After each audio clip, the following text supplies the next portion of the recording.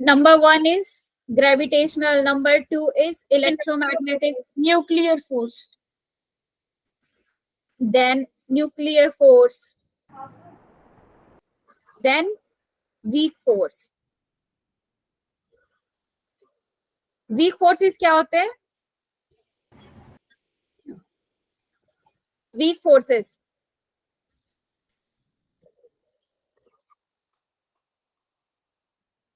हमने डिस्कस किए थे ना, फोर्सेस.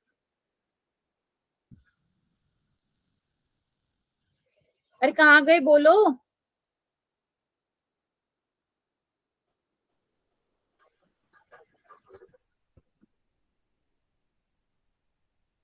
सब लोग म्यूट हो गए क्या?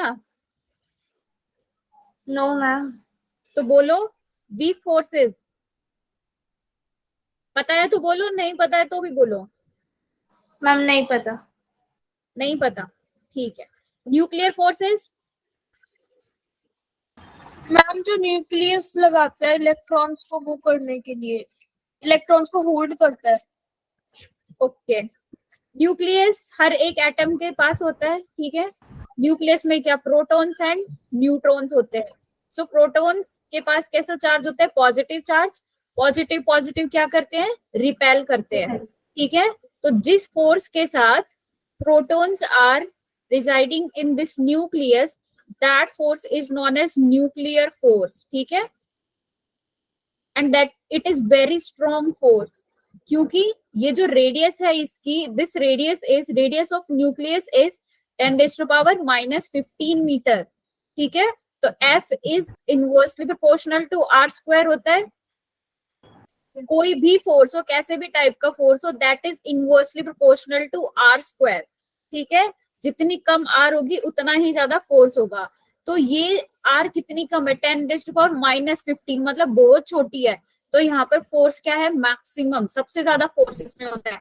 देन इलेक्ट्रोमैग्नेटिक, जो मतलब इससे इलेक्ट्रॉन्स के इंटरेक्शन से, एटम के इंटरेक्शन से जो फोर्स क्रिएट होता है उसको इलेक्ट्रोमैग्नेटिक फोर्स कहते हैं. Gravitational force is the force which is exerted by the earth on an object, वो ग्रेविटेशनल फोर्स होता है, ठीक है. So these are the 4 kind of forces. And after that जो भी फोर्स आप पढ़ते हो वो सब इन 4 कैटेगरीज के अंडर ही फॉल करते हैं. ओके मैम हाँ जी. मैम जो ग्रेविटेशनल फोर्स होता है वो अर्थ लगाता है ना जी हाँ. तो मैम वो अर्थ के सेंटर से लगता है. हाँ बेटा, अर्थ का सेंटर ही पुल कर रहा होता है.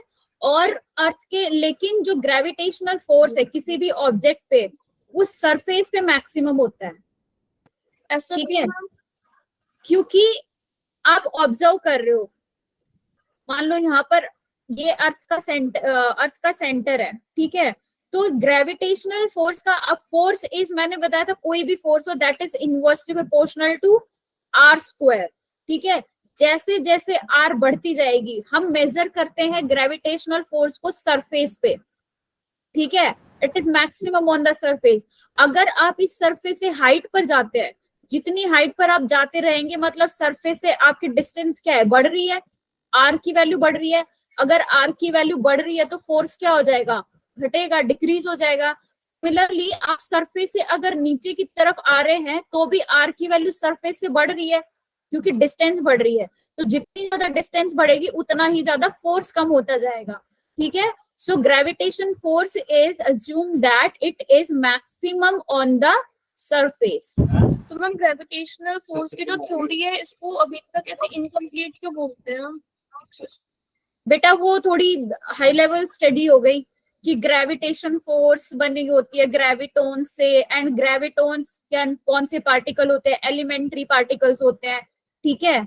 तो ग्रेविटोन्स एग्जैक्टली एग्जिस्ट ही नहीं करते हैं, ठीक है. इनकी कोई अभी तक एग्जिस्टेंशियल प्रूफ नहीं है, बट हम अज्यूम कर रहे हैं. तो मतलब ये ऐसी थ्योरीज है जिन पर आप कभी भी उठा के कोई भी रिसर्च शुरू कर सकते हैं और कुछ भी बैक में, मतलब कुछ भी आप इसमें चेंज कर सकते हैं, ठीक है. तो अभी तक जितना अज्यूम्ड, जितना हमें प्रोवाइडेड है वो यही है that gravitation force by the earth on the surface is the maximum and it reduces if you are going above or below the surface. This is the only thing you have to know about it. Ma'am अगर Newton को gravitational force discover करना था तो उसकी theory complete करके जानी थी ना, इनकम्प्लीट क्यों छोड़ी? बेटा अब उसमें मैं क्या कर सकती हूँ, मैम मेरे को एक चीज कंफर्म करनी। उसमें तो आई कांट डू एनीथिंग ना। Okay, after that impulse, impulse की डेफिनेशन मैंने बताई थी, इम्पल्स क्या होता है? मैम हाँ, मैम मेरे को पूछना है कि जो इलेक्ट्रोमैग्नेटिक फोर्स है वो इलेक्ट्रॉन्स और न्यूक्लियस में लगती है, ठीक है, और जो न्यूक्लियर फोर्स है वो न्यूक्लियस के अंदर प्रोटॉन्स और न्यूट्रॉन्स में लगती है। इलेक्ट्रोमैग्नेटिक फोर्स आप क्या कह रहे हैं, न्यूक्लियस और इलेक्ट्रॉन्स के बीच लगती है? Yes ma'am. कहीं पर भी दो चार्जेस होंगे, इलेक्ट्रोमैग्नेटिक फोर्स कहीं पर भी दो चार्जेस होंगे उनके बीच लग सकता है। ये जरूरी नहीं है कि इलेक्ट्रॉन्स और न्यूक्लियस में ही लगे। एक एटम के पास वैलेंस शेल में भी इलेक्ट्रॉन्स होते हैं ना, और अगर दूसरा कहीं पर एटम है उसके पास भी इलेक्ट्रॉन्स है, तो उनके बीच भी एक टाइप का फोर्स है, वो फोर्स भी इलेक्ट्रोमैग्नेटिक हो गया। ठीक है, तो ये जरूरी नहीं है कि हाँ, वो आप ये कह सकते हो कि अगर आप एक अकेले एटम की बात कर रहे हो तो न्यूक्लियस के पास पॉजिटिव चार्ज है, इसके पास नेगेटिव चार्ज है, ठीक है, इलेक्ट्रॉन्स के पास, तो इनके बीच का फोर्स है वो भी इलेक्ट्रोमैग्नेटिक है। अगर एक एटम और दूसरे एटम के बीच कोई फोर्स लग रहा है वो भी इलेक्ट्रोमैग्नेटिक है। ठीक है, अभी समझ में आया? Yes ma'am. हाँ, एंड इम्पल्स क्या होता है? Impulse is the force applied, हाँ जी, force into change in time. Force applied in a very small time on an object. ठीक है, एक स्मॉल टाइम में बहुत लार्ज अमाउंट ऑफ फोर्स हम किसी ऑब्जेक्ट पे अप्लाई करते हैं, that is known as impulse. और इम्पल्स को मोमेंटम के टर्म में कैसे लिखते हैं? I is equal to F dot d t लिखा था ना मैंने इम्पल्स को। Yes ma'am. F is equal to क्या होता है? dp by dt by the Newton second law. So dp by dt into dt, it is cancel out. So it is dp. So impulse is nothing but it is change in momentum.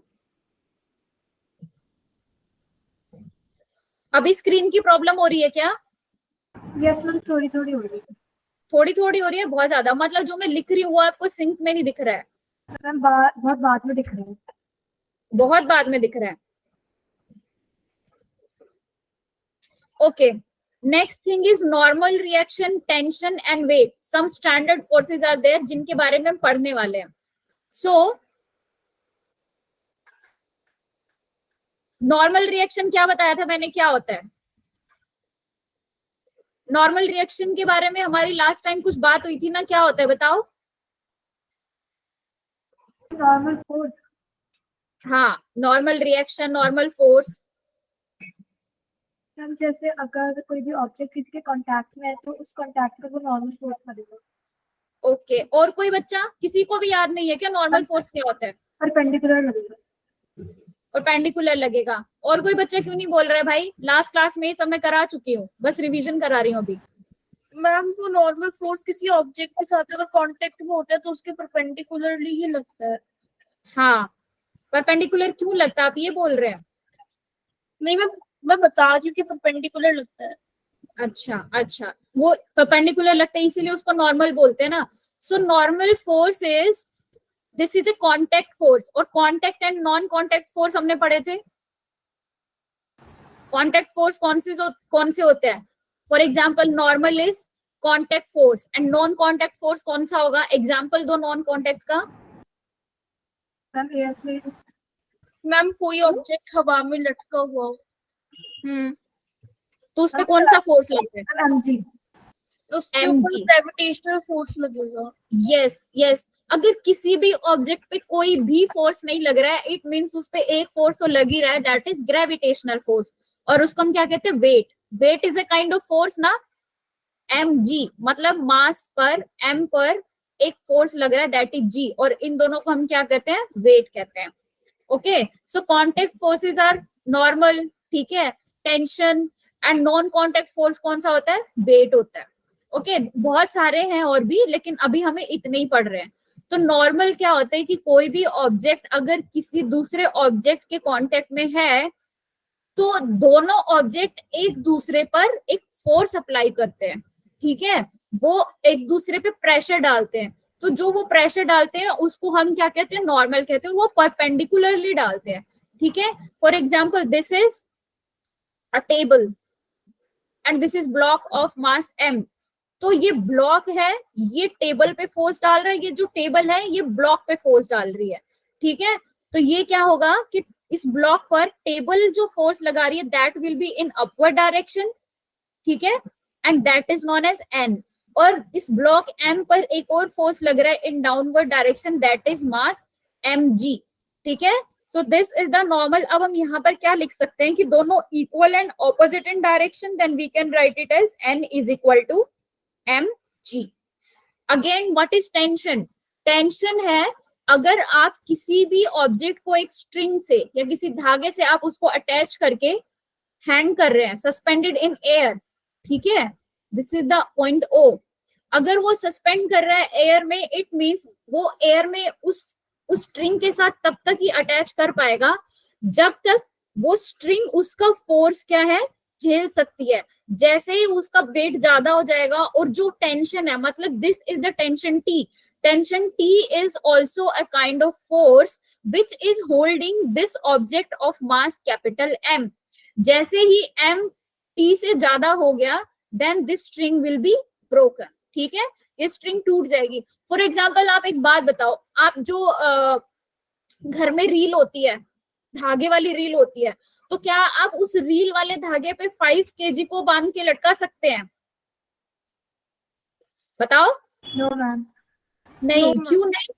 क्यों नहीं? क्योंकि उस धागे में उतनी power नहीं है कि वो इतने हैवी वेट को रोक सके, ठीक है। लेकिन अगर आप इतना मोटा कोई भी रोप लेते हैं, ठीक है, उस पे 5 kg को कर सकते हैं, हैंग कर सकते हैं, यस, क्योंकि उसमें इतनी पावर है कि वो इतने मास को झेल सके, ठीक है। तो जिस फोर्स के साथ वो स्ट्रिंग, चाहे वो धागा हो या चाहे वो रोप हो, चाहे वो कोई भी लोहे का कुछ हो, वो क्या करता है, उसमें उतनी पावर होती है, उस पावर को, उस फोर्स को हम टेंशन कहते हैं, जिसके साथ वो उस ब्लॉक को होल्ड कर सके, ठीक है, that is called tension. For example मैंने फर्स्ट क्लास में बताया था टेंशन की, तुम लोग को टेंशन होती है कि एग्जाम टाइम पे, हाँ, क्योंकि पढ़ाई का आप पे क्या आ गया, प्रेशर, ठीक है, और उस टाइम पर you don't know anything, you just only study, ठीक है, तो आप उस टाइम पर सिर्फ और सिर्फ पढ़ाई कर रहे हैं। तो जब तक आप उस पढ़ाई का प्रेशर झेल पा रहे हैं, it means you are in tension. जैसे ही एग्जाम्स खत्म हुए, पढ़ाई ओवर, आपकी टेंशन कहाँ गई, जीरो, क्योंकि आप पर कोई फोर्स ही नहीं लग रहा है उस टाइम पर। समझ में आया टेंशन का एक्चुअल मीनिंग क्या होता है? गॉट इट और नॉट? यस और नो? प्लीज रिएक्ट, ठीक है। अब बात आती है फ्री बॉडी डायग्राम, जो इस चैप्टर में हम पढ़ने वाले हैं। फ्री बॉडी डायग्राम क्या होता है? Now suppose you are having a system. अब ये बताओ सिस्टम क्या होता है? हम ये सिस्टम पढ़ने वाले हैं आगे। सिस्टम ऑफ फोर्सेस, मतलब मेरे पास मान लो एक सिस्टम है, एक टेबल है, टेबल पे मेरे पास 3 ब्लॉक्स रखे हुए हैं, एक के ऊपर एक के ऊपर एक, ठीक है, 3 ब्लॉक्स रखे हुए हैं। अब मैं उस 3 ब्लॉक के जो भी कॉन्टेक्ट फोर्सेस है, नॉन कॉन्टेक्ट फोर्सेस है, मैं सभी उन फोर्सेस के इंटरैक्शन को क्या बोल रही हूँ, सिस्टम बोल रही हूँ। That I have a system of 3 blocks and A table, ठीक है। अब मैं क्या करूंगी, उन सिस्टम में से एक एक ब्लॉक को, फॉर एग्जाम्पल दिस, स्क्रीन दिख रही है ना सबको? Yes ma'am. yes, ma'am. ठीक है, एक सेकेंड रुको।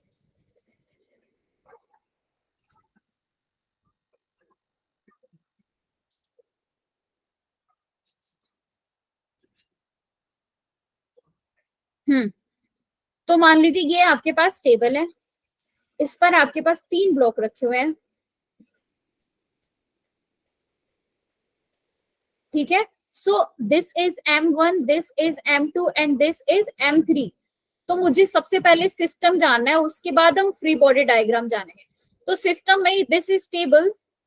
अगर मेरे पास 2 या 2 से ज्यादा ऑब्जेक्ट्स हैं और इंटरैक्ट कर रहे हैं, कोई भी फोर्स को शेयर कर रहे हैं, चाहे वो कॉन्टेक्ट हो चाहे वो नॉन कॉन्टेक्ट हो, उसको मैं क्या कहूंगी, सिस्टम कहूंगी। अब ये मेरे पास एक पूरा का पूरा table and these 3 masses are considered as a system.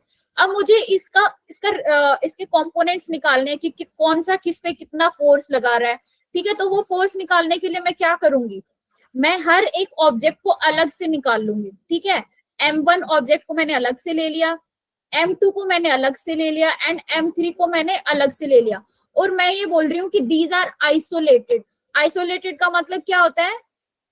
Isolated का मतलब होता है कि वो अकेले हैं, उन पर इक्विलिब्रियम स्टेट में है और उन पे कुछ और वहां पर इंटरेक्शन नहीं है किसी के भी साथ, ठीक है। इसलिए मैंने M1, M2, M3 को आइसोलेट कर लिया, अलग अलग कर लिया।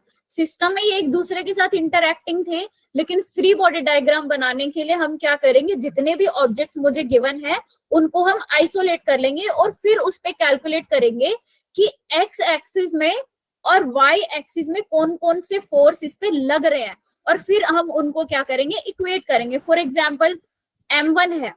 मैम एक स्टूडेंट का ज्वाइन नहीं हो रहा। क्या प्रॉब्लम हो रही है बेटा? मुझे कोई ज्वाइन रिक्वेस्ट भी नहीं दिख रही अभी। क्या नाम है? मैम खुशबू। खुशबू तो हो गई, आ गई। मैम वो ग्रुप पर बोल रही है ज्वाइन नहीं हो रहा। एक मिनट, हैज ज्वाइन, आ गई अब। खुशबू आ गई हो ना? Yes ma'am. ओके, हाँ। तो मैंने इनको अलग अलग ले लिया, तो मैंने M1 को अलग से लिया, तो M1 पे अभी कौन कौन से फोर्स लग रहे हैं? ये this is x axis, this is y axis. X axis में कौन सा फोर्स लग रहा है? अभी कोई फोर्स नहीं लग रहा, ये रेस्ट स्टेट में है, मतलब ना तो ये इधर मूव कर रहा है ना ये इधर मूव कर रहा है, it is on the rest. So x axis के forces are zero. This is summation of Fx is equal to 0। ये इसका मतलब जानते हो ना, दिस सिग्मा, ये क्या होता है? इसका मतलब जानते हो कि नहीं? मैम स्क्रीन की प्रॉब्लम हो गई। स्क्रीन नहीं दिख रही? No ma'am. कुछ भी नहीं दिख रहा क्या स्क्रीन में? नहीं मैम, स्टक हो गई। ओहो, मैम अब सही हो गई। अब ठीक है। मैं ये साइन पूछ रही हूँ, दिस वन। ऊपर की साइड नॉर्मल लगेगा और नीचे की साइड ग्रेविटेशनल फोर्स लगेगा। ग्रेविटेशनल फोर्स लगेगा, ठीक है। So this is N and this is mg। तो ऐसे मैंने आइसोलेट कर लिया। ये अब जो ये बनाया ना मैंने, इक्विलिब्रियम। जो मैंने अब बनाया है, this is known as free body diagram. This is known as free body diagram. ऐसे ही हम M2 का बनाएंगे। M2 ब्लॉक पे भी क्या लग रहा है? ऊपर की तरफ नॉर्मल लग रहा है, नीचे की तरफ M2G लग रहा है। मतलब अब M2 के साथ M3 भी है इसके ऊपर, तो ये क्या हो जाएगा, M1 प्लस M2। ठीक है भाई, टोटली लगेगा ना ग्रेविटेशनल फोर्स, तो M2 पे ही आ रहा है ना M3 का भी वजन, तो ये M1 प्लस M2G हो जाएगा। सिमिलरली फॉर M1 क्या हो जाएगा, M1 पे ऊपर की तरफ नॉर्मल लग रहा है, नीचे की तरफ M1 plus M2 plus M3 into G, total mass लेंगे। M1 plus M2 plus M3 क्या है? बेटा ये M3 और M2 का भी वेट है ना, ये इसके ऊपर ही तो रखे हुए हैं। अब मान लो मैंने टेबल पे या किसी एक बुक पे एक और बुक रख दी, तो वो वजन बढ़ नहीं जाएगा, उसका वेट बढ़ जाएगा ना। तो M1 पे ये M3 और M2 रखे हुए हैं, तो M1 का जो ग्रेविटेशनल पुल है वो तो M1 plus M2 plus M3 इसकी वजह से ही होगा ना। अच्छा, और मैम जो M2 है उसके ऊपर की डायरेक्शन और नीचे की डायरेक्शन में दोनों तरफ नॉर्मल फोर्स नहीं लगेगा? हाँ लगेगा, क्योंकि M2 पर M1 भी एक अप्लाई कर रहा है, क्योंकि ये भी कांटेक्ट में है ना, तो Yes. वो आप N1 ले लो, ठीक है, वो अंडरस्टूड। M3 पे भी सेम, M3 पे भी क्या होगा, M2 भी एक फोर्स लगा रहा है, ठीक है, एंड M3 पे नीचे की तरफ कौन सा लग रहा है, mg। सो n mg हो गया M3 के लिए, M2 के लिए n डैश n और M1 प्लस M2g, और M1 पे क्या लग रहा है, M1 पे ये वाली अर्थ लगा रही है। This table is applying a force that is n, और वेट क्या हो जाएगा, M1 plus M2 plus M3 into g। तो ये जो हमने बनाया इन एक एक ऑब्जेक्ट को अलग से लेके, ठीक है। अब ये सारे y डायरेक्शन में है ना, these are in vertical direction. Yes. So I'm saying that forces in the vertical direction or the y axis are in equilibrium. Equilibrium का मतलब ये होता है कि resultant is 0 at that time. तो मैं क्या बोलूंगी कि जो y डायरेक्शन में m1 plus n is equal to m1 plus m2g, equilibrium में कोई चीज कब होगी? जब two forces are applying in the same magnitude and opposite in direction, तभी तो इक्विलिब्रियम बोलते हैं ना कि Yes. इक्वल फोर्स लग रहे हैं दोनों तरफ, तो resultant is zero, so that thing is known as equilibrium. So free body diagram का, और मान लो अगर ये सिस्टम है m1 plus m2 plus m3 का, अगर ये एक्सलरेशन a से पॉजिटिव x डायरेक्शन में मूव कर रहा है तो क्या होगा? वो x, तो वो फिर क्या होंगे? x डायरेक्शन के फोर्सेस हो जाएंगे। x डायरेक्शन का फोर्स क्या हो जाएगा? अगर ये बॉडी मूव कर रही है आगे की तरफ, तो पीछे की तरफ भी इस पे एक फोर्स लग रहा होगा। कौन सा फोर्स लगेगा? टेंशन। टेंशन तो बेटा स्ट्रिंग अटैच्ड होगी तब लगेगा ना, यहाँ पे कोई स्ट्रिंग है क्या? तो मैम नॉर्मल फोर्स, वो फोर्स ही लगेगा, एफ। एफ लगेगा फ्रिक्शन। अच्छा, फ्रिक्शन। फ्रिक्शन, फ्रिक्शन पता है ना क्या होता है? Yes ma'am. So opposite direction में फ्रिक्शन लगेगा और बॉडी मेरी आगे की तरफ मूव कर रही है, तो एक्स डायरेक्शन के फोर्सेस कौन से हो गए? अब this friction F is equal to m1 plus m2 plus m3 into a। This is the forces are in x direction. ठीक है, तो ऐसे हम फ्री बॉडी डायग्राम बनाते हैं। यहां तक क्लियर है सबको? Yes ma'am. Is it clear till here everyone? Yes ma'am. सब लोग एक बार हाँ बोल दो। Yes, ma'am. ओके ओके बेटा, ठीक है। ये लास्ट वाली स्लाइड जो मैंने बताया था, क्वेश्चंस आपने कर लिए थे ये वाले, मैंने पीडीएफ भेजी थी ना आपको? यस मैम, पर क्वेश्चन समझ नहीं आया। कौन सा समझ नहीं आया? अभी पूछो मुझसे। एक भी क्वेश्चन समझ नहीं आया क्या?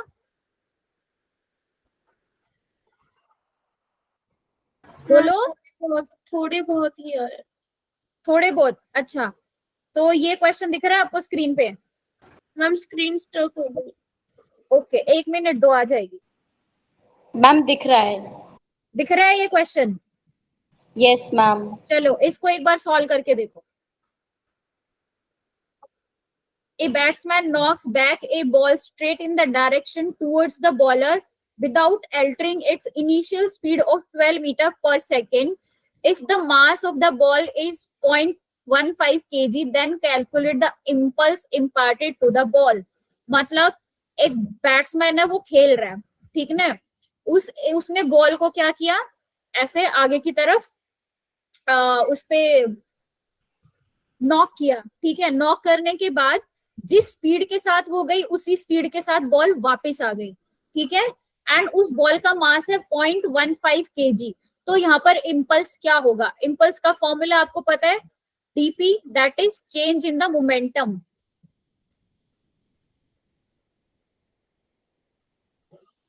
इनिशियल वेलोसिटी जीरो कैसे होगी बताओ? यू तो मैम 12 होएगा। रेस्ट से, लेकिन वो रेस्ट पे रखी थी, लेकिन उसने कुछ उसको वेलोसिटी दी, वो तभी तो गई है, कोई फोर्स लगाया उस पर तभी तो वो गई है। नहीं होगी। देखो यहाँ पर क्वेश्चन पढ़ो, without altering its initial speed of 12 metre per second. Initial speed given है, फाइनल वेलोसिटी जीरो कैसे होगी? पहले क्वेश्चन को अच्छे से पढ़ो। एक बैट्समैन है, उसने एक बॉल को नॉक किया 12 मीटर पर सेकंड की स्पीड से, वो बॉल जाके वापस आ गई है अपनी इनिशियल स्पीड को चेंज किए बिना। मतलब इनिशियल स्पीड थी 12 मीटर पर सेकंड, तो फाइनल स्पीड भी है 12 मीटर पर सेकंड, लेकिन उसने अपनी डायरेक्शन चेंज कर ली, गई थी इस ऐसे, आई है ऐसे, डायरेक्शन चेंज कर ली। It's means the final velocity is equal to minus 12 meter per second. Magnitude will be same, but its direction is changed, so it is minus 12 meter per second. Now find the change in momentum. अब समझ में आया कि नहीं आया? No बेटा, change in the momentum निकालना है। मोमेंटम क्या होता है? Mass into velocity. मास आपको गिवन है, वेलोसिटी आपको गिवन है। Change in the momentum is mv minus mu। v आपको गिवन है, u आपको गिवन है। Find out, simple. समझ में आया सबको? क्वेश्चन की बात कर रही हूँ। Yes ma'am.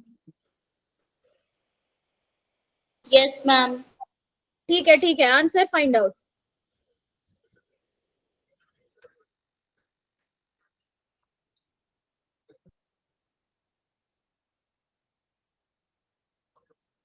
बाकी बच्चे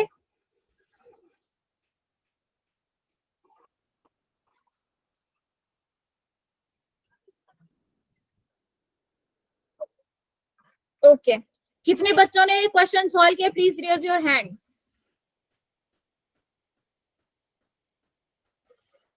ओके ओके बेटा, -3.6 नहीं आएगा। ठीक है, अब क्लियर है ना ये क्वेश्चन कि कैसे इसको अप्रोच करना है? बेटा इतनी बड़ी गलती नहीं करते, माइनस बहुत कुछ चेंज कर देता है लाइफ में। नेक्स्ट क्वेश्चन इज हियर, आप ट्राई करो। A golfer hits a ball of mass 45 ग्राम। हो गई है। आएगी आएगी आएगी, थोड़ा सा वेट करो।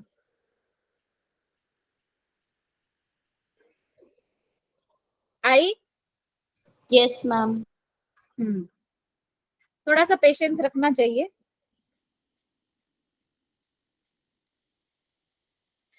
पढ़ो नेक्स्ट क्वेश्चन क्या गिवन है।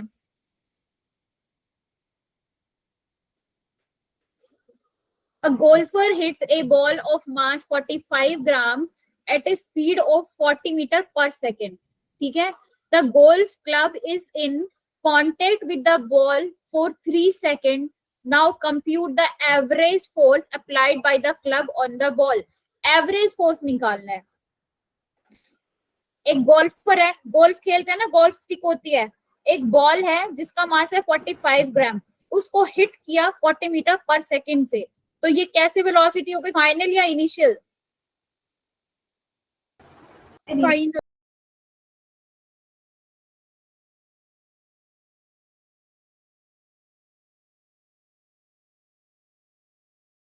बॉल थी कांटेक्ट में 3 सेकंड के लिए गोल्फ स्टिक के साथ, तो इस पर एवरेज फोर्स कितना लगेगा? एवरेज फोर्स का फॉर्मूला क्या होता है? Mass into acceleration. FDT 0 से 3 सेकंड के लिए एवरेज का फोर्स का इंटीग्रेशन कर दो टाइम के साथ। एवरेज पूछा है ना टाइम के साथ, यहाँ पर आपको टाइम दिया हुआ है कि 3 सेकंड के लिए थी। ठीक है, तो 3 सेकंड के लिए उस पर फोर्स लगा विद द टाइम dt, तो यहाँ पर आपको एवरेज फोर्स निकालने के लिए इसका इंटीग्रेशन करना पड़ेगा। ठीक है, and that is the change in momentum. dpf is equal to what? dp by dt ना, तो फोर्स निकाल दो। Mass is equal to 0.05 kg, time is equal to 3 second, u is equal to 0, v is equal to 40 metre per second. Average force निकालने के लिए dp by dt, चाहे इसका integration करके निकालो, अगर इंटीग्रेशन नहीं आता है तो आप ऐसे भी निकाल सकते हो dp बाई dt। तो dp change in the momentum is mv minus mu divide by t। mv कितना? m कांस्टेंट है तो m को मैंने अलग से ले लिया 0.05 इंटू 40 माइनस 0 डिवाइड बाई 3। ठीक है, 0.045 into 40 divide by 3, that the force is 0.6 Newton. Ma'am मैंने मास इनटू एक्सीलरेशन ही बोला था। अच्छा ठीक है, ओके मैम सही है ये आंसर। सही है, okay.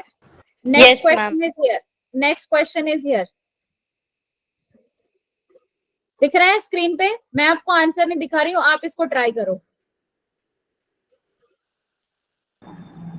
A force time graph for a linear motion is shown in the figure. ये दिख रहा है? Yes. दिख रही है कि नहीं? मैम दिख रही है। दिख रही है। इस क्वेश्चन में मैंने लास्ट टाइम बहुत सारा इस पे टाइम लगाया था। आई होप आपको समझ में आया हो, कि अभी भी याद हो कि कैसे किया था ये क्वेश्चन। मैम एरिया निकाला था इसमें। एरिया निकाला था, very good very good. Area निकाला था तो क्या आंसर आया था? मैम आंसर तो टिक करा हुआ है।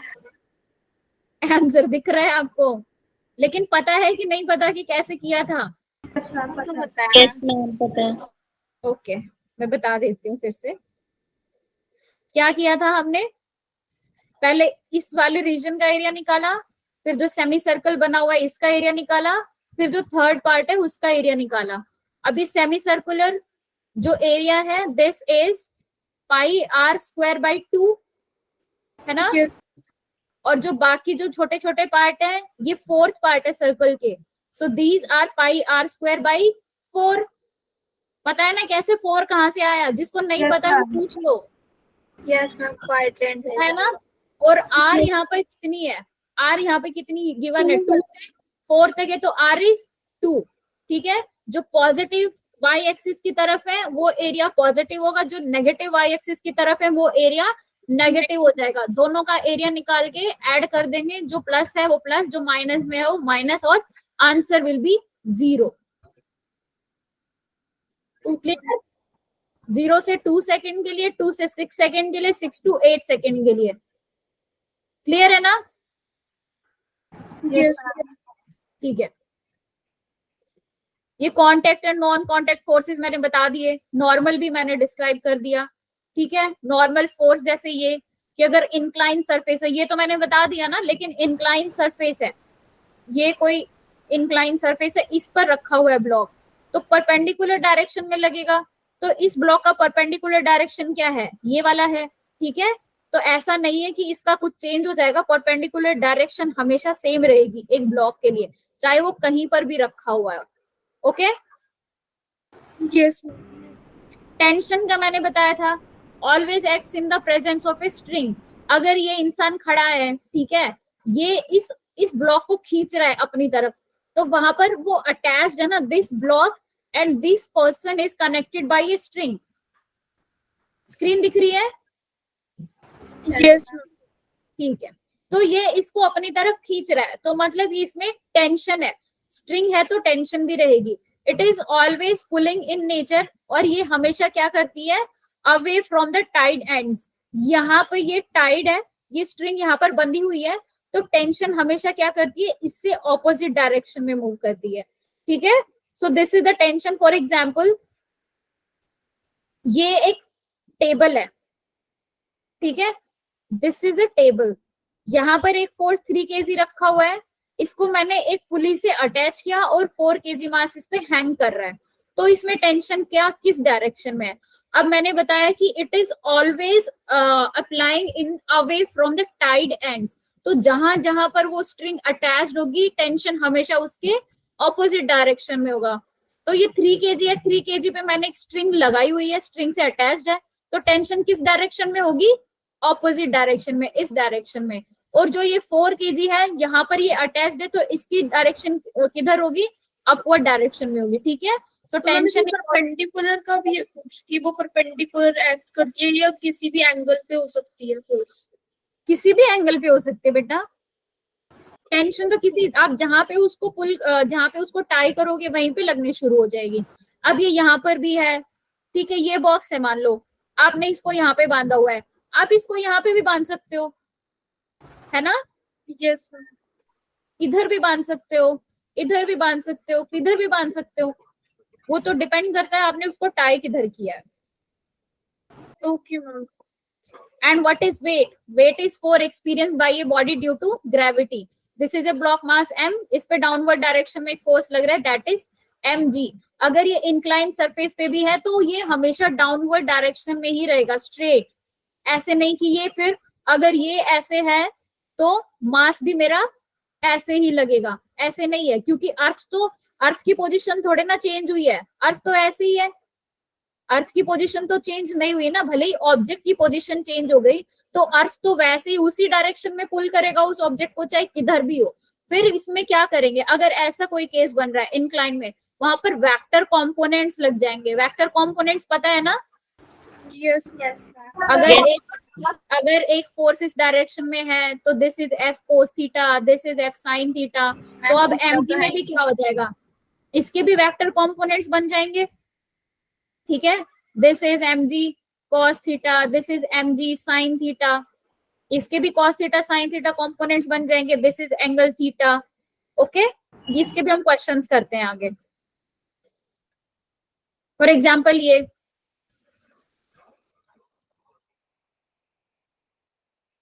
हाँ, अगर ये फोर्स रखा हुआ है 40 kg, दिस इज पुली, पता है ना क्या होता है?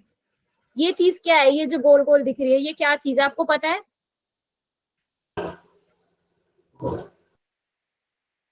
बताओ यस मैम। क्या होती है ये? आपने किसी मूवी में या किसी सीरियल में ऐसे देखा है जो गांव में जो कुएं से पानी निकालता है ऐसे, है ना? तो वो जो गोल गोल जो होता है जिससे वो खुद घूमता रहता है और उसके सहारे जो रस्सी होती है जिससे हम पानी खींचते हैं वो भी घूमता रहता है, वो पुली होता है। तो यहाँ पर वही है। Okay, so this is 40 kg mass attached, this is 50 kg mass attached. अब इन पे हम क्या कर रहे हैं? अपवर्ड डायरेक्शन में ये सरफेस, अब हर डायरेक्शन में फोर्स लग रहा है, इस पे सरफेस लगा रहा है वो अपवर्ड डायरेक्शन में, दैट इज नॉर्मल फोर्स। अर्थ लगा रही है वो डाउनवर्ड डायरेक्शन में, दैट इज वेट। और ये पुली है, ये स्ट्रिंग अटैच्ड है, ये भी इस पे फोर्स लगा रही है, that is in this opposite direction. ठीक है, तो ये 40 kg का हो गया। 50 kg में क्या हो जाएगा?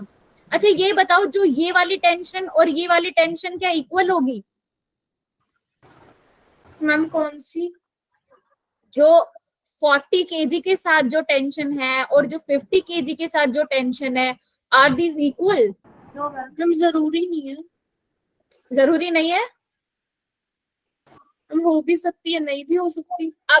अगर ये दोनों एक सिस्टम में, मतलब ये इधर 40 kg ब्लॉक है, इधर 50 kg ब्लॉक है, अगर वो 50 kg ब्लॉक अभी तक भी जब तक वो हैंग कर रहा है वो टेंशन सेम रहेगी। मतलब ऐसा तो नहीं हो सकता ना कि 40 kg अलग फोर्स लगा रहा है और 50 kg अलग फोर्स लगा रहा है। हाँ, मैं ये कह सकती हूँ कि 50 kg का जो वेट है इसको होल्ड करने के लिए स्ट्रिंग को और ज्यादा फोर्स लगाना पड़ेगा, बट दिस इज बैलेंस्ड। इस डायरेक्शन में जो 40 kg के साथ टेंशन और 50 kg के साथ जो टेंशन है ये सेम है। ठीक है, और जब ये सेम नहीं होगी उस टाइम पर ये ब्लॉक क्या है, नीचे गिर जाएगा और वो टूट जाएगी। उस टाइम पर टेंशन क्या हो जाएगी, जीरो हो जाएगी। ये इक्विलिब्रियम स्टेट में है। जब तक ये दोनों रुके हुए हैं अपनी जगह पे, it means they are in equilibrium, और टेंशन भी यहाँ पर क्या हो जाएगी, सेम रहेगी। ठीक है मैम, चारों टेंशन सेम रहेंगे? बेटा, ये 4 टेंशन नहीं है, ये एक ही टेंशन है, इसको दिखाया हुआ है ऐसे। हाँ मैम, मतलब ये जो 50 kg के साथ लग रही है या फिर ये हाँ, स्टिक के साथ हाँ, लग रही ये इसकी वैल्यू सेम है। जब ये वैल्यू सेम नहीं रहेगी इम्बैलेंस फोर्स हो जाएगा और ये टूट जाएगी। हाँ, तो मैम ये जो 4 जगह लग रही है इन चारों का जो चारों की वैल्यू है वो तो सेम ही रहेगी ना? Exactly, yes yes yes. Okay, अब जैसे ये है ब्लॉक 1, ब्लॉक 2 एंड ब्लॉक 3, इस पर क्या लग रहा है, T1 लग रही है इसके और इसके बीच में। यहाँ पर 1 और 2 के बीच में कुछ नहीं है, ब्लॉक 1 एंड ब्लॉक 2 के बीच में कोई दूसरा ऑब्जेक्ट नहीं है। ये पुली है लेकिन पुली कोई इस टेंशन को नहीं क्रिएट कर रही। ये जो रोप दिख रही है, हाँ बेटा, हम पीछे वाले डायग्राम में तो थी टेंशन फोर्स, इससे। पीछे दिखाओ। यस मैम, ठीक है, हम इसमें तो टेंशन लग रही है जैसे कहाँ पे? मैम जो गोल गोल चक रही है ना उसके पास से। हाँ बेटा, गोल गोल चक्की है वो, उस पर से तो उस पर से सिर्फ मेरा रोप जा रहा है, उसका कोई रोल नहीं है टेंशन क्रिएट करने में। मैम उसमें टेंशन नहीं लग रही। नहीं, उस पे कोई टेंशन नहीं लग रही। ये रोप इसके ऊपर से आ रही है, ये जस्ट एक ऑब्जेक्ट है। अब ये थोड़े ना हैंग कर रहा है, ये तो अटैच्ड है इस सरफेस से। इसको जो भी फोर्स चाहिए रुकने के लिए इक्विलिब्रियम में वो इससे मिल रहा है, वो इससे अटैच्ड है। ये कोई टेंशन नहीं ले रही है। मैम इसमें फिर एरो लगा के टीपी लग रखा है। क्या? आपकी आवाज नहीं आ रही। मैम इसमें एरो लगा के टीपी लिख रखा है फिर। कहाँ लिख रखा है? ये दिखा रखा है, ये देखो, कहाँ कहाँ, इस पे कहाँ कर रखा है? इस पे नहीं है। ये तो ये दिखा रखा है कि स्ट्रिंग इसके ऊपर से जा रही है। अच्छा मेरा मैम, पेन दिख रहा है चलता हुआ, स्ट्रिंग Yes, इसके ऊपर से जा रही है और ये टेंशन इस स्ट्रिंग पे लग रही है। यस मैम, अब क्लियर है? Yes ma'am. Okay, next question is, अब देखो ये ऑब्जेक्ट 1 एंड ये ऑब्जेक्ट 2, ठीक है। अब इन दोनों के बीच में कोई भी ऑब्जेक्ट नहीं है, तो इट मींस यहाँ पर जो लग रही है 1 और 2 के बीच में सेम टेंशन है, दैट इज T1। ठीक है, लेकिन ऑब्जेक्ट 2 और ऑब्जेक्ट 3 इसके बीच में क्या हो गया, डिफरेंस आ गया। तो ऑब्जेक्ट 2 और ऑब्जेक्ट 3 में अब इसका मास कुछ हो सकता है, इसका मास कुछ हो सकता है, वी डोंट नो दैट। तो इसके बीच में जो टेंशन रहेगी वो चेंज हो जाएगी, ठीक है। सो वो क्या हो जाएगी, T2। फॉर एग्जाम्पल मैं बोल रही हूँ यहाँ पर 50 kg है और ये पुली बीच में है, यहाँ पर 40 kg है, ये दोनों इक्विलिब्रियम स्टेट में, मतलब यहाँ पर टेंशन T1 है, यहाँ पर टेंशन T1 है, सेम है। लेकिन यहाँ पर अगर मैंने 10 kg रख दिया, ओके, यहाँ पर 10 kg रख दिया, तो जिस वेट के साथ ये 50 kg 40 को होल्ड कर रहा है, तो क्या ये सेम रहेगा, मतलब 40 kg को कम फोर्स नहीं लगेगा 10 kg को होल्ड करने के लिए। मैम जो इन दोनों की टेंशन होगी 40 kg और 10 kg वाली, इन्हें ऐड कर देंगे तो वो 50 kg वाली टेंशन की इक्वल होगी ना। हाँ, वो होगी 50 kg के इक्वल, मैं बता रही हूँ। लेकिन मैं अगर अलग अलग करके देख रही हूँ, इंडिविजुअल करके देख रही हूँ, मान लो 10 kg का मैं यहाँ पे 20 kg ले लेती हूँ, ठीक है। अब बताओ, तो क्या ये T1 और T2 सेम रहेगी? अब तो ये स्ट्रिंग थोड़े, मतलब अब क्या कर रही है, ये 40 kg 20 kg को होल्ड कर रहा है, और ये 50 kg जिस फोर्स के साथ T1 को होल्ड कर रहा है, ये फोर्स उससे कम लगेगा। तो 40 kg को तो बहुत कम फोर्स लगेगा ना इस 20 kg को होल्ड करने के लिए, ठीक है। तो वहां पर डिफरेंट हो जाएगी, वहां पर टेंशन क्या हो जाएगी, अलग हो जाएगी, ठीक है। So that will B T2 and that will B T1। Clear है यहाँ तक ये कॉन्सेप्ट, टेंशन का कॉन्सेप्ट क्लियर है? Yes Yes, ma'am. ओके। और मैम जो फर्स्ट ब्लॉक है उसके ऊपर नॉर्मल और ग्रेविटेशनल फोर्स भी लगेंगी ना। हाँ, वो सरफेस के टच में है तो वो भी लगेगी, यस। अब फॉर एग्जाम्पल ये वाली चीज है, मैंने 4 ब्लॉक्स रखे हुए हैं, ठीक है, और जो ये 20 kg ब्लॉक है, इट इज मूविंग फॉरवर्ड, एक फोर्स लगाया हुआ है इस पे, दैट इज 100 न्यूटन, और ये तीनों ब्लॉक्स एक दूसरे को अपनी तरफ खींच रहे हैं, ठीक है, मतलब वो स्ट्रिंग से अटैच्ड है और वो एक दूसरे को खींच रहे हैं। तो इनका सिस्टम क्या बनेगा, पहले 40 kg का देखेंगे। 40 kg में ग्राउंड जो ये है, ग्राउंड लगा रहा है अपवर्ड डायरेक्शन में, that is normal force, downward जो लगा रहा है दैट इज वेट और ग्रेविटेशनल फोर्स। अब ये 50 kg इस 40 kg को अपनी तरफ खींच रहा है और 40 kg अपनी तरफ खींच रहा है 50 kg को, मतलब ऑपोजिट डायरेक्शन में लग रहा है। सो दिस इज T1, लेकिन यहाँ पर मासेस चेंज हो गए 50 kg एंड 20 kg। तो इसमें क्या करें, अब इसमें अलग क्वांटिटी की फोर्स लगेगी, अलग क्वांटिटी की टेंशन लगेगी, ठीक है। तो दिस इज T2, ये अलग हो जाएगी, T1 and T2 are different now, okay. And same यहाँ पर 50 kg पे भी वही W2 मतलब वेट लग जाएगा। अब इस पे इसका वेट अलग है 50 kg, तो इस पे जो ग्राउंड है वो अलग टाइप का नॉर्मल फोर्स लगाएगा, and in x direction there is a force of 100 newton. तो अगर मैं इसका x डायरेक्शन और y डायरेक्शन की फोर्सेस को कैलकुलेट करती हूँ तो मैं कैसे लिखूंगी, मैं क्या करूंगी, हर एक बॉक्स को मैं एक अलग से ले लूंगी, आइसोलेट कर लूंगी। फॉर एग्जाम्पल मैंने 40 को ले लिया, फ्री बॉडी डायग्राम, उसको FBD कहते हैं।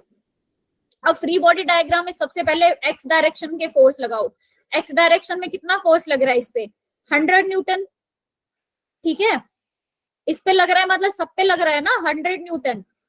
एंड बैकवर्ड डायरेक्शन में कौन सा लगेगा, इक्वल एंड ऑपोजिट है, तो बैकवर्ड डायरेक्शन में कौन सा लगेगा, फ्रिक्शन, क्योंकि ये सरफेस के टच में है। Friction is also a contact force, ठीक है। तो x डायरेक्शन में कौन से फोर्सेज हो गए, समेशन ऑफ Fx, मतलब summation of forces in x direction, that is 100 newton is equal to friction, that is F, okay, small f। And in y direction there is N1 is equal to W1, मतलब N1 is equal to 400 Newton. Screen नहीं आ रही, screen नहीं आ रही, no ma'am. आएगी आएगी, थोड़ा सा lagging चल रहा होगा ना, मैम बहुत देर से नहीं आ रही। मैम दोबारा बता देना जो आपने बोला। बता देंगे, जब आए तब बोलना कि मैम आ गई। ओके ओके मैम, मैम आ गई। आ गई, यस अब दिख रहा है स्क्रीन, मतलब जो भी मैंने लिखा हुआ है सब दिख रहा है। यस मैम, अब एक बार दोबारा से बता दो। बता रही हूँ, मैंने 40 kg का जो बॉक्स है इसको अलग से ले लिया, ठीक है, इसको मैंने अलग से लिया, आइसोलेट कर लिया। आइसोलेट करके जो भी फोर्सेस हम कैलकुलेट करते हैं उसका मतलब हम वहां पर क्या बना रहे हैं, फ्री बॉडी डायग्राम। मतलब मैंने उस बॉडी को बाकी सभी फोर्सेस से क्या कर दिया, फ्री कर दिया। अब मैं देख रही हूँ उस पे कि उस सिस्टम में कौन कौन से फोर्स उस पे लग रहे थे। ठीक है, तो 40 kg पे मैंने देखा एक्स डायरेक्शन में कौन कौन से फोर्स लग रहे हैं। एक तो ये बॉक्स है 40 kg, एक्स डायरेक्शन में T1 लग रहा है। ठीक है, यस एक्स डायरेक्शन में कौन सा फोर्स लग रहा है, T1। और बैकवर्ड डायरेक्शन में कौन सा फोर्स लग रहा है, फ्रिक्शन। T1 से ये आगे की तरफ जा रहा है, लेकिन फ्रिक्शन जो है इसको पीछे की तरफ खींचने की कोशिश कर रहा है। ठीक है, so this friction is equal to T1। And ये तो एक्स डायरेक्शन के फोर्सेज हो गए। वाई डायरेक्शन में क्या होगा, जो ये ग्राउंड है इस पे जो फोर्स लगा रहा है that is in upward direction, that is N1। और अर्थ जो है वो डाउनवर्ड डायरेक्शन में लगा रही है, दैट इज W1। समझ में आया? तो ऐसे हम हर एक ऑब्जेक्ट पे एक्स डायरेक्शन और वाई डायरेक्शन के फोर्सेस देखें कौन कौन से अप्लाई हो रहे हैं। Then we make a diagram that is known free body diagram, और वहां से हम फोर्सेस की वैल्यूज फाइंड आउट करते हैं। ठीक है, is it clear till here? Yes yes बच्चे पढ़ रहे हैं कि नहीं पढ़ रहे हैं? यस हम पढ़ रहे हैं। मैम पढ़ रहे हैं। श्योर? कभी ऐसे Sure. म्यूट करके तो नहीं घूम रहे हो? No ma'am, no. मैम देने को ओके ओके, ठीक है।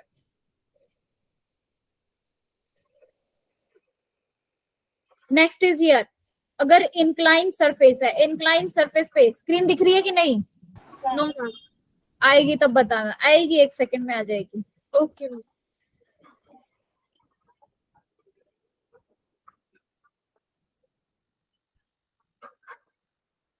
आई होप दिल्ली जाने के बाद ये प्रॉब्लम ना आए, इंटरनेट वाली या स्क्रीन लैगिंग वाली।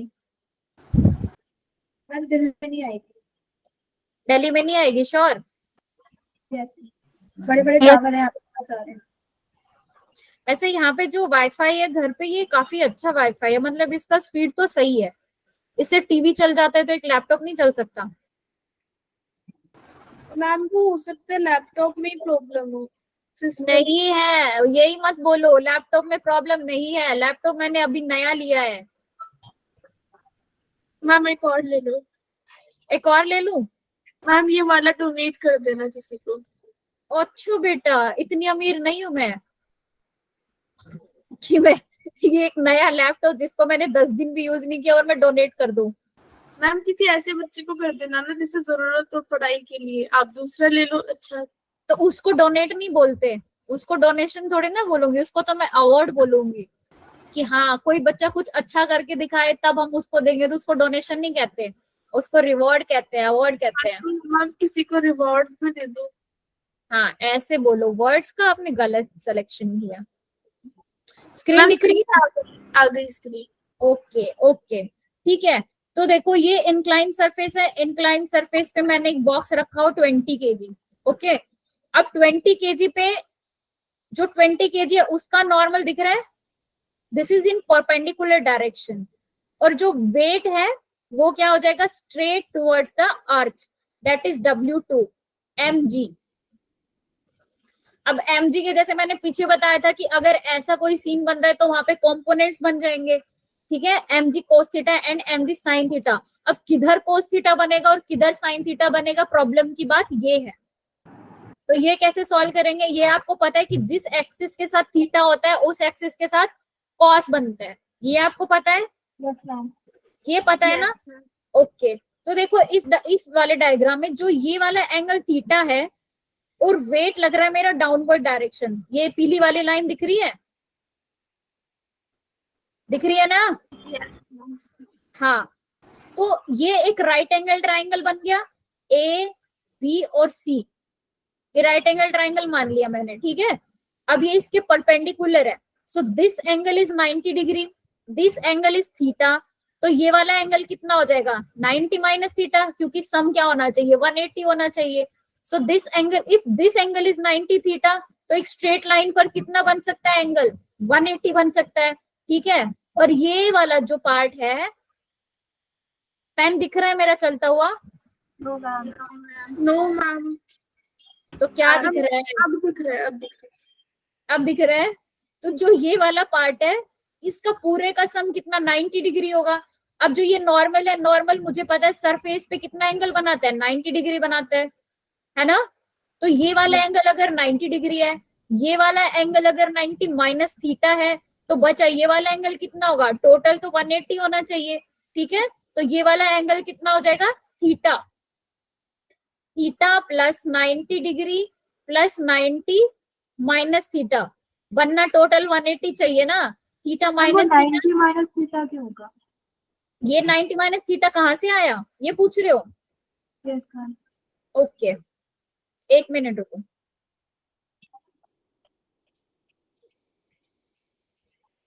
एक सेकेंड रुको।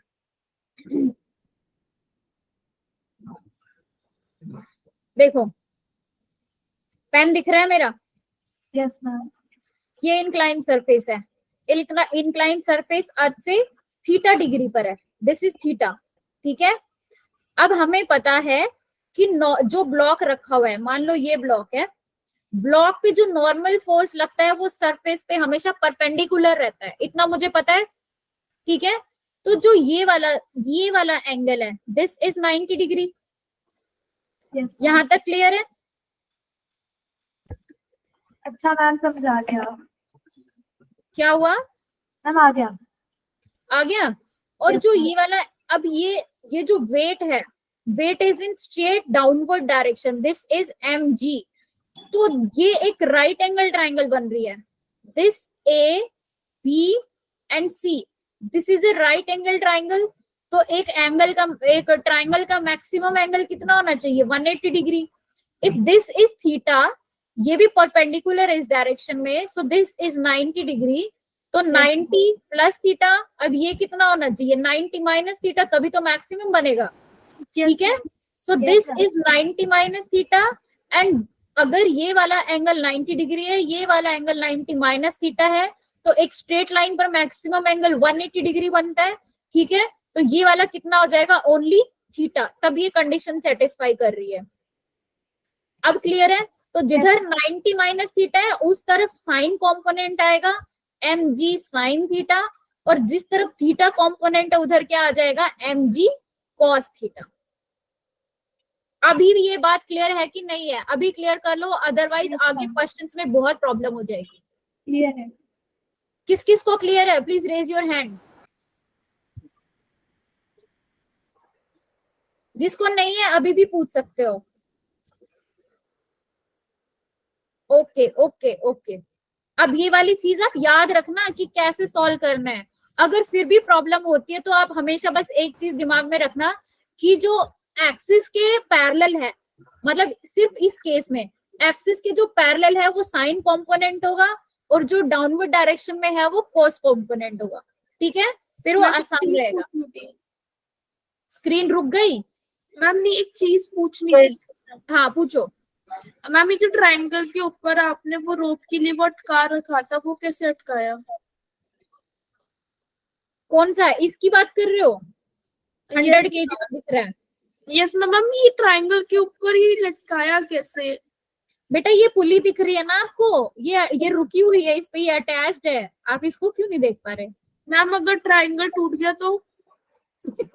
ये ट्रायंगल नहीं है, ये कोई बॉक्स है, कोई सरफेस है, यहाँ पर दिखा रखा है वो ट्रायंगल शेप में। मैम बॉक्स तो नहीं सहन कर पाएगा इसे। क्यों नहीं कर पाएगा? मैम बॉक्स तो कार्डबोर्ड का होता है ना, उसमें इतने ज्यादा वो थोड़ी ना होता है, वेट थोड़ी ना होता उसका। अच्छा, मैं बोलूं कि ये वुडन है या फिर ये आयरन का है, स्टील का है, मेटेलिक है, तब क्या कहोगे? मैम डिपेंड करता है। हाँ, तो डिपेंड करता है ना, तो आप उस डायरेक्शन में क्यों जा रहे हो कि मैम ये टूट जाएगा?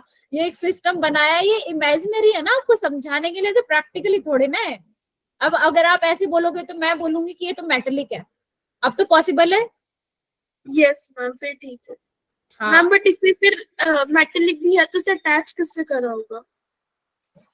ड्रिल से उसको ड्रिल किया, पुली को लगाया, उसको ऐसे कस दिया, वो लग गया। ओके ठीक है, यस। हाँ। अब आ गया फ्री बॉडी डायग्राम, जैसे मैंने बताया था, first you have to isolate the body. फिर क्या करोगे, उस बॉडी पर कौन कौन से एक्सटर्नल फोर्सेस लग रहे हैं। इंटरनल और एक्सटर्नल फोर्सेस पता है ना कौन से होते हैं। इंटरनल फोर्सेस होते हैं जो मॉलिक्यूलर फोर्स, जो एक ऑब्जेक्ट के अंदर मॉलिक्यूल्स होते हैं, तो मॉलिक्यूल्स का जो आपस का फोर्स होता है उसको हम कहते हैं इंटरनल फोर्स। एक्सटर्नल फोर्स जो फोर्सेस हम अभी तक पढ़ रहे हैं, टेंशन, नॉर्मल, वेट, फ्रिक्शन, ये सब क्या है, एक्सटर्नल फोर्सेस। तो हम एक्सटर्नल फोर्सेस को देखेंगे, ड्रॉ कर लेंगे कौन सा किस डायरेक्शन में लग रहा है। Then we will choose the axis, x axis और वाई एक्सिस, इनके डायरेक्शंस को चूज करके हम रिजोल्व कर लेंगे फोर्सेस को। ठीक है, तो हम एक क्वेश्चन लेते हैं। ये क्वेश्चन है, क्वेश्चन दिख रहा है स्क्रीन पे? No ma'am. दिखेगा दिखेगा। A block of mass m is kept on the ground। कुछ नहीं है, बस एक ब्लॉक को ग्राउंड पे रखा हुआ है। अब आप उसका FBD बनाओ, फ्री बॉडी डायग्राम बनाओ। सिंपल है, अपवर्ड डायरेक्शन में n लग जाएगा, डाउनवर्ड डायरेक्शन में वेट लग जाएगा। ठीक है, अब ये बताना है कि क्या ये दोनों फोर्सेस एक्शन रिएक्शन पेयर है क्या? No ma'am. नहीं है ना? अगर नहीं है तो फिर एक्शन रिएक्शन पेयर को ड्रॉ करो। हम एक्शन रिएक्शन पेयर होंगे ग्राउंड और वो बॉक्स। ठीक है, तो जो ग्राउंड मतलब जो बॉक्स है उस पे ग्राउंड एक फोर्स लगा रहा है, दैट इज mg, और जो ये अर्थ है वो भी एक उसके ऑपोजिट एक फोर्स लगा रही होगी, वो भी कोई काइंड ऑफ फोर्स है, उसका नाम मुझे नहीं पता। ठीक है, उसका कुछ नाम ऐसा है नहीं क्योंकि हम उसको कंसिडर नहीं करते हैं, तो इसलिए वो एक अर्थ एक तरह का फोर्स लगा रही है और उस बॉक्स पे, और जो बॉक्स उस पे फोर्स लगा रहा है दैट इज mg। ठीक है, so that will be the action reaction pair. दिखा आपको, स्क्रीन दिख रही है? यस मैम दिख रही है। हाँ, so this is weight mg, और ये वाला भी एक ऑपोजिट डायरेक्शन में जो फोर्स लग रहा है, ये दोनों क्या है, सेम। ठीक है, so these are equal in magnitude but opposite in the nature. So this is the action reaction pair. Got it? Yes ma'am. Okay. तो ये जो क्वेश्चन है ये आप प्रैक्टिस करना, पक्का से प्रैक्टिस करना, अगर नहीं किया तो देख लेना फिर, मैम क्योंकि तभी क्लियर होगा। ओके, तो ये सब हम पढ़ चुके हैं, अभी हम इसके कुछ क्वेश्चन करेंगे। फ्री बॉडी डायग्राम ये सब मैं आपको बता चुकी हूँ। 45 ऊपर हो जाएगी ना मैम, 3 मिनट रह गए। क्या हो जाएगी मैम? 3 मिनट रह गए क्लास ओवर होने में। कोई बात नहीं, बस ये लास्ट क्वेश्चन करो फिर ओवर करते हैं। स्क्रीन दिख रही है ना? मैम ये क्वेश्चन तो साक्षी मैम ने कराया था, मेरे को याद है कैसे होगा। कराया था? Yes ma'am. कैसे किया था बताओ। मैम यहाँ पे जो ए ऑब्जेक्ट है, यहाँ पे 2 नॉर्मल फोर्स लगने, एक तो ये जो बॉक्स लगा रहा है और एक भी लग रहा है, और इसमें mg फोर्स भी लग रही है। सेम बी पर नॉर्मल फोर्स लग रही है और एक फोर्स लग रही है। हाँ, तो जो ये फ्री बॉडी डायग्राम फोर्स बनेगा, बी इस पे लगा रहा है, तो मतलब force on A by B, that will be written as FAB। ठीक है, और ये जो सरफेस के साथ ये टच में है, वो इस पर फोर्स लगा रहा है N, दैट इज N, और जो डाउनवर्ड डायरेक्शन में फोर्स लग रहा है दैट इज MAG। क्लियर? अब बी पे भी कौन कौन से फोर्स लगेंगे?